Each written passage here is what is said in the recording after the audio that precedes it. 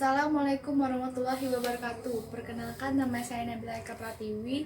Di sini saya akan memenuhi tugas HUKES atau Hukum Kesehatan. Di sini saya mengambil contoh kasus yang berjudul tinjauan yuridis kasus koperasi instalasi pengolahan air limbah di Rumah Sakit Umum Daerah Ajepong, Kabupaten Sopeng. Pada tahun 2011 DRSUD Ajepong Sopeng ada kegiatan proyek pembangunan IPAL dengan anggaran sebesar 145 juta rupiah.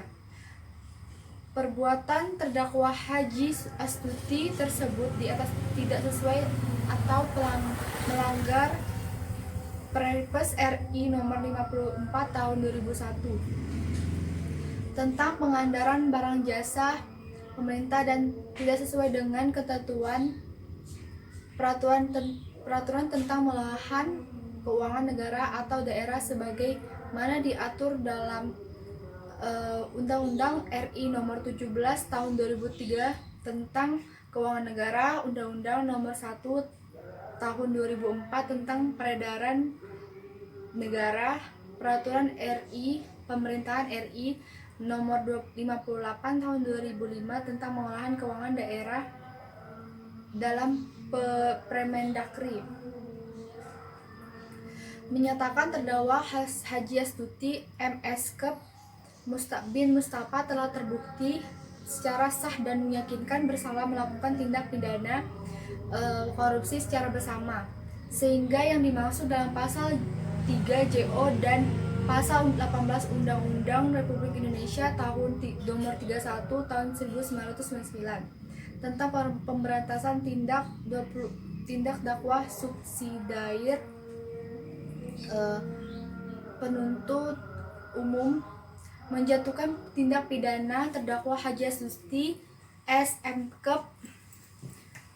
binti Mustafa dengan pidana penjara 1 tahun 6 bulan dikaruniai selama terdakwa denda sebesar 50 juta rupiah dengan ketentuan apabila denda tersebut tidak dibayar oleh terdakwa diganti dengan pidana kurang. Bahwa sejak pembangunan IPAL tersebut selesai dikerjakan namun belum pernah dilakukan uji coba, dilakukan tes mengumumkan mesin ajah sehingga kesesuaian spesifikasi yang disyaratkan dalam kontrak pekerjaan belum teruji. Namun terdakwa telah mencairkan seluruh dana proyek tersebut bahwa dari laporan audit perhitungan kerugian keuangan negara di atas dugaan kepentingan pertimbangan IPAL pada RSUD Acapeng Sopeng tahun 2011 dari BKPP Sulawesi Selatan diketahui bahwa telah terdapat kerugian negara sebesar 182 juta. Menimbang bahwa kedudukan selain dapat dipangku oleh pegawai negeri sebagai tindak pidana korupsi, dapat pula dipangku oleh pelaku tindak pidana korupsi yang bukan pegawai atau orang perorangan swasta, sebagaimana putusan Mahkamah Agung tanggal 18 Desember 1984 nomor 89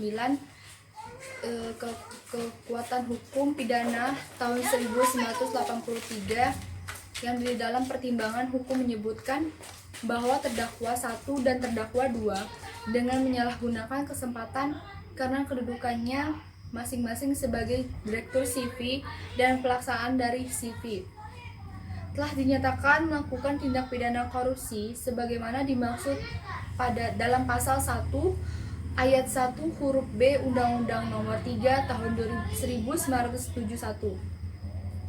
Menimbang bahwa yang dimaksud dengan keuangan negara dalam penjelasan Undang-Undang Nomor 31 Tahun 1999 pemberantasan tindak pidana korupsi seluruh rakyat negara dalam bentuk apapun yang dipisahkan atau tidak dipisahkan termasuk di dalamnya sebagai kekayaan negara dan segala hak dan kewajiban yang timbul.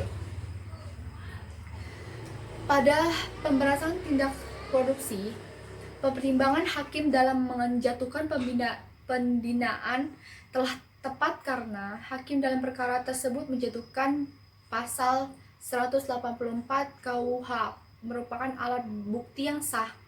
Keterangan saksi, keterangan terdakwa tersebut juga saling berkesesuaian sehingga hakim kemudian memperoleh keyakinan bahwa Sopeng bagaimana diatur dan dirancam pidana dalam pasal 3 Jo pasal 18 Undang-Undang Nomor 31 Tahun 1999 tentang pemberantasan tindak pidana korupsi.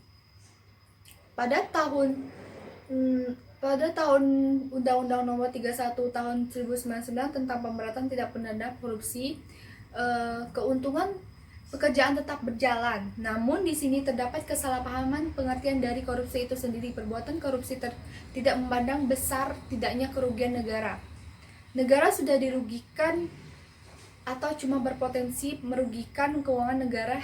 Namun korupsi dipandang sebagai suatu perbuatan tercela yang patut dihukum. Jadi kerugian negara bukan menjadi salah satu perbuatan yang mutlak karena hukumnya apa yang dia perbuat. Alasan yang digunakan oleh penasehat hukum tidak dapat diterima sama sekali. Penasehat hukum seringkali menggunakan alasan untuk setiap kliennya dalam perkara tindak pidana korupsi, yaitu pertama, tidak dirugikan, kedua, terdakwa tidak dapat keuntungan, dan ketiga, pekerjaan tetap berjalan. Pembangunan IPAL pada tahun 2011 yang dibuat oleh konsultan perencana diperoleh dari sebesar 164 juta termasuk rotor diskon senilai 885, di mana harga tersebut lebih tinggi dibandingkan dengan harga pasar yang wajar bahwa terdakwa selaku PPTK tidak melakukan kontrol yang baik sehingga semua rekayasa tersebut lolos hingga terjadi pencairan seluruh dana proyek. Sekian dari saya. Bila ada salah kata, saya mohon maaf. Wassalamualaikum warahmatullahi wabarakatuh.